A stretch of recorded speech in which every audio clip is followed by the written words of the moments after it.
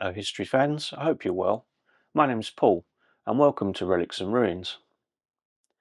A few years ago, while we were exploring in Scotland, we came across an old ruined chapel called St Martin's Kirk, just on the outskirts of the village of Haddington.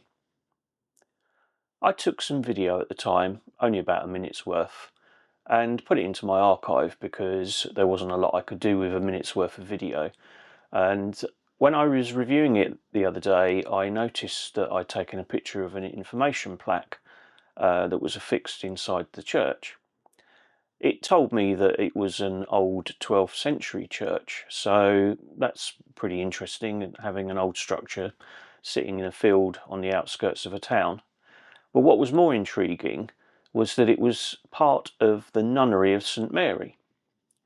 So, being an armchair historian that I am, I decided that I would take a look and see if I could find the nunnery. After all, how could we have missed it in our research when we were touring around Scotland? So I had a look on Google Maps and I couldn't find it. So I looked a little bit further and I was able to find a bridge in roughly the right location called Abbey Bridge, and there was Abbey Farm. But no nunnery, just an abbey. So that led me to investigate a little bit further.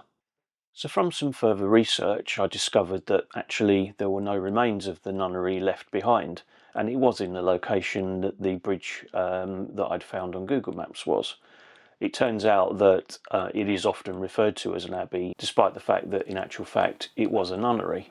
Looking at an old map on the National Library of Scotland website and comparing it to the LiDAR map, it's evident that the remains must have been robbed out, and presumably the plough has even removed its footprint.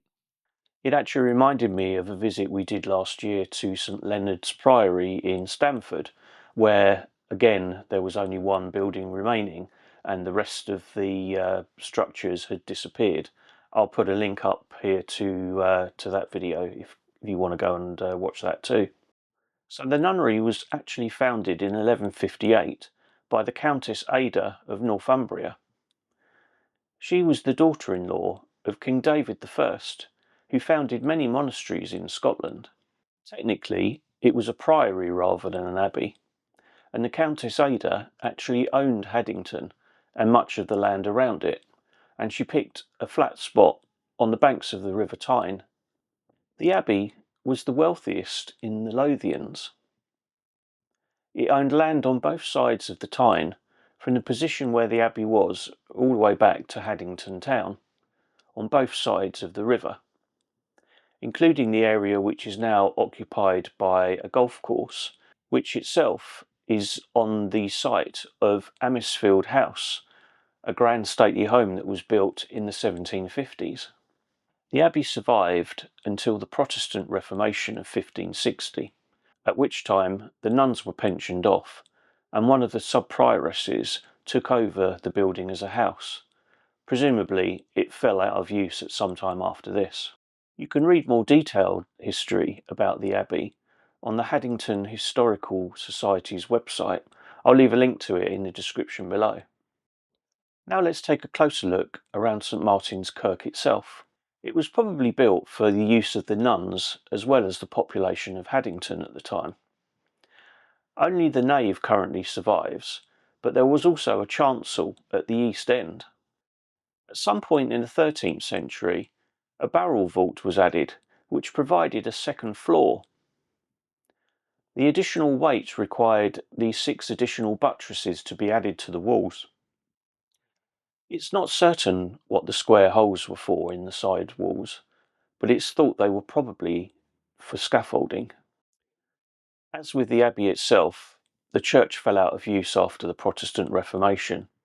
However, there is evidence that the ground surrounding the church was used for burials right up until the 19th century. The church is in the care of Historic Environment Scotland and is free to access. Well, I hope you found this story interesting. As with many sites that we visit, the story is much more interesting than just the remains that you can see on the ground. And thank you so much for watching. I appreciate you watching until the end. If you enjoyed the video, please hit the like button. Also, if you want to subscribe, which I'd love it if you could, then make sure you hit the bell icon so you get notified next time we upload a video. Thanks again, take care, bye.